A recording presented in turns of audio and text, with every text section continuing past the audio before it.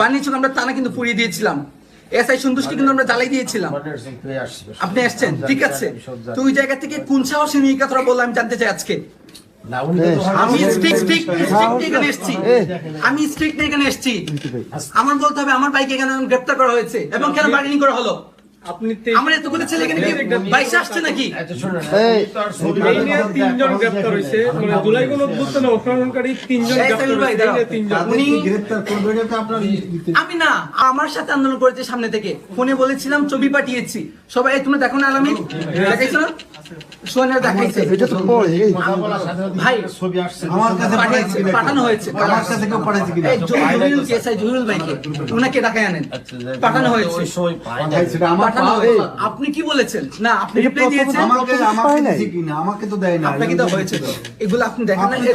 আর আপনি বড় পাঠানো হয়েছে, নিজে কথা বলছেন, এই কথা বলছেন, এই সে ওনাকে কথা বলে উনি আমারে বলতেছেন যে কি কথা বলছেন না তুমি সময়। আপনি বলে কি বলেছেন?